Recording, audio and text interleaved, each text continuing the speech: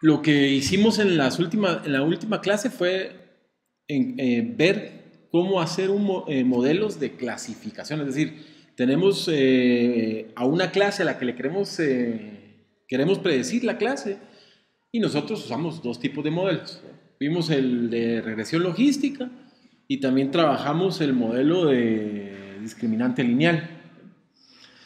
Ahora, ya podemos hacer inferencias sobre los parámetros de cada una de las dos regresiones, ¿verdad?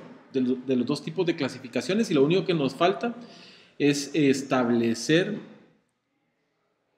qué es un buen parámetro de evaluación para decir mi predicción está funcionando, no está funcionando, estoy prediciendo la clase que a mí me interesa.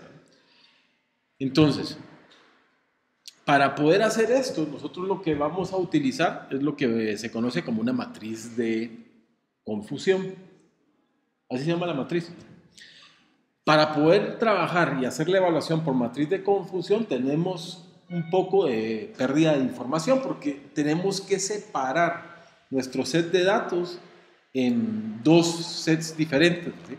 Uno va a ser el que vamos a usar para entrenar el dataset y el otro es el que vamos a usar para testear o para ver qué tan bueno es el performance del modelo que hicimos, ¿no? Entonces al primero le vamos a llamar el train y al segundo le vamos a llamar el test. Podríamos usar un 80-20, un 70-30, nosotros podemos decidir eso y vamos a ver más adelante que hay algunas otras técnicas que lo que hacen es, y lo vimos antes, que es hacer el cross validation, que significa agarramos el primer 20% como test, el siguiente 80% como para el train. Primer 20% lo usamos para el test, 20% y el restante 60% armamos uno nuevo y nos vamos corriendo así y vamos así haciendo el modelo. Pero eso es un poquito más complicado de ahorita de hacerlo. Entonces solo quiero hacer el básico para poder entender cómo lo vamos a medir. Entonces, la idea es, nosotros de los dos datasets conocemos cuáles son las clases, las verdaderas clases.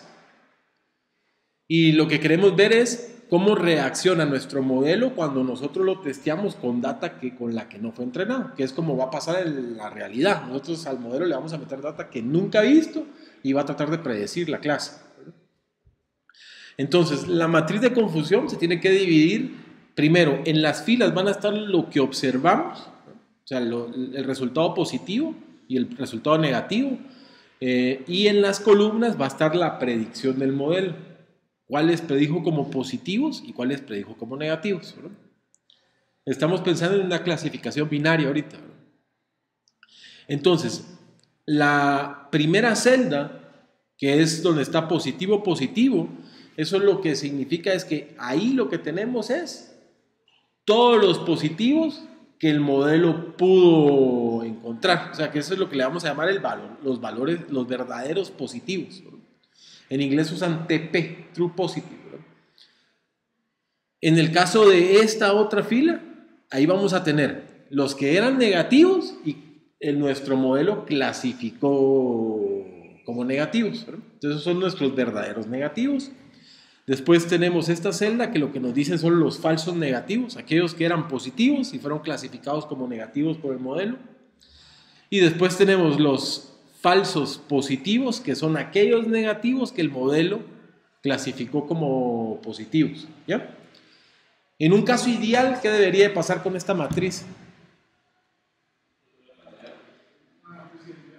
Tendría que ser una diagonal, o sea, tendríamos que tener la suma de esta con esta, debería ser el total de nuestras observaciones, o decir esta y esta deberían de ser cero. Eso sería en el caso ideal. Eso no va a pasar, ¿verdad? Si pasa, quiere decir que algo está mal, ¿verdad?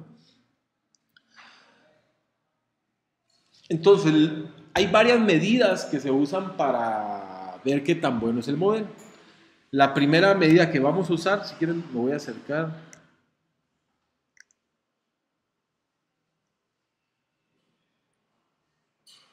es la exactitud, ¿verdad? Les tengo que poner la traducción porque así es como va a aparecer en R, ¿verdad? Entonces, ya de por sí aprenderlo en español es un problema, ¿sí? porque no, el R no lo podemos trabajar en español. Entonces, la exactitud, que en inglés es accuracy, se mide viendo cuántos se clasificaron como verdaderos positivos, cuántos se clasificaron como verdaderos negativos, dividido el total, ¿verdad? Y eso es a lo que le vamos a llamar la exactitud. Pero tienes algunos problemas, ¿verdad? Uno de los problemas es de que si las clases no están balanceadas y el balance entre las clases es por ejemplo, que fueran 10 casos positivos y 500 casos negativos, el accuracy nos va a salir que es alto, ¿verdad? Cuando nosotros realmente lo que queremos detectar o lo que nos interesa detectar son esas clases raras, ¿verdad? Esa clasificación rara, que en este caso sería el positivo, ¿verdad? Entonces todavía no es una buena medida, pero ya ya nos va diciendo qué tan bueno es el modelo para darnos la suma de la diagonal esta de la matriz. Es realmente la suma de esta diagonal dividido entre el total de casos, ¿verdad? Entonces la pregunta que responde es, en general, ¿qué porcentaje de la data es clasificada correctamente? Después tenemos la tasa de error, que es cuántos errores cometió el modelo. Entonces en ese caso serían los falsos positivos más los falsos negativos dividido el total. ¿Está bien? O 1 menos este. Tendría que ser 1 menos este, ¿no? Ahora, los que nos van a interesar bastante a nosotros es la sensibilidad, que se llama sensibilidad, exhausticidad, tasa de verdaderos positivos. Tiene los 3 nombres dependiendo de la aplicación.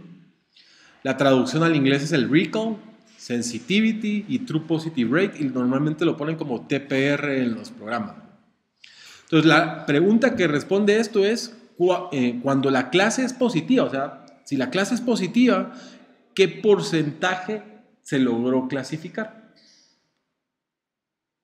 Entonces, nosotros vemos todos los positivos que tenemos y lo que pondríamos en el numerador es cuántos nuestro modelo clasificó como positivos.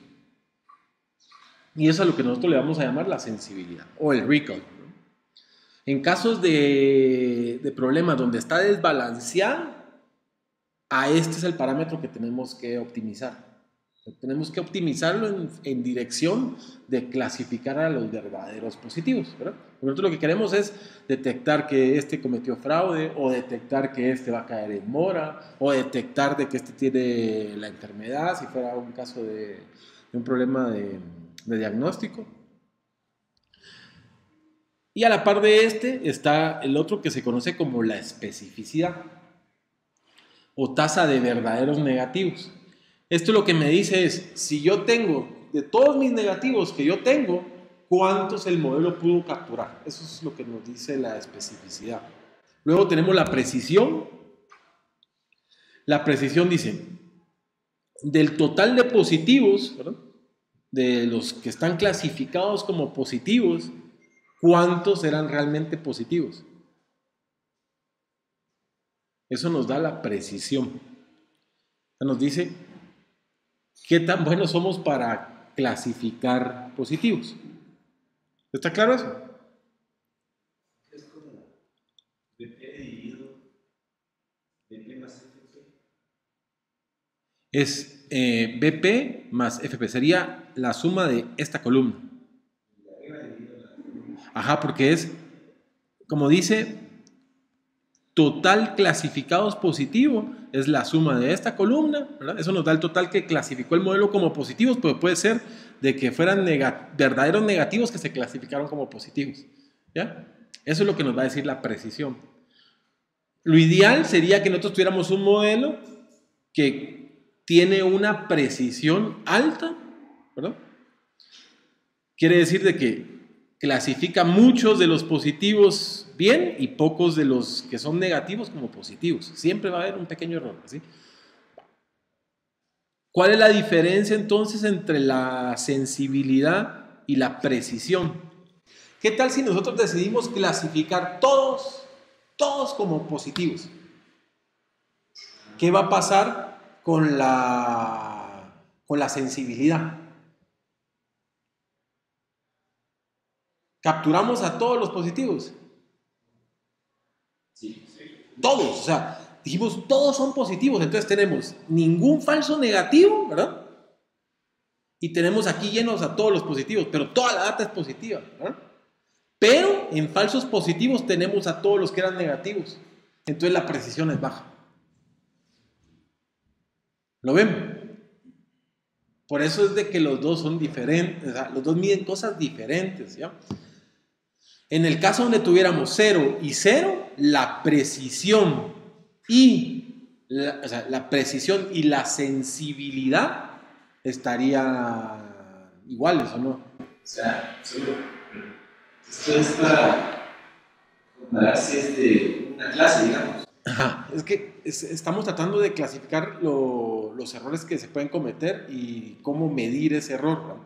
Hay un montón de errores que podemos cometer, ¿no? Están los errores del tipo 1 y del tipo 2, que esos son fáciles de ver, que es cuando nosotros clasificamos un positivo como negativo y el cuando clasificamos un negativo como positivo, ¿no? ¿Sí? Después está el error, que sería clasificar todos como que fueran positivos. Si clasificamos todo, o sea, cambiamos y decimos todo lo que me venga, yo voy a decir que es positivo. Entonces lo que va a pasar es que mi sensibilidad es 100%.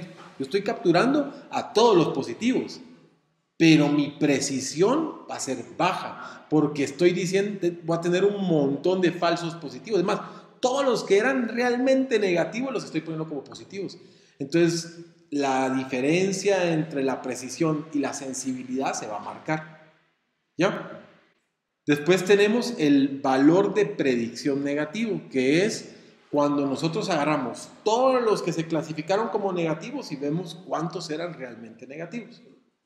Hay muchos más tipos de clasificación. Si vemos, por ejemplo, el artículo de Wikipedia en inglés de la matriz de confusión, vamos a ver que hay un montón de más parámetros, ¿no? Pero con estos parámetros nosotros ya podemos formarnos una mejor idea de cómo está nuestro modelo.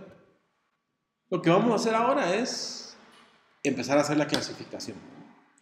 Entonces,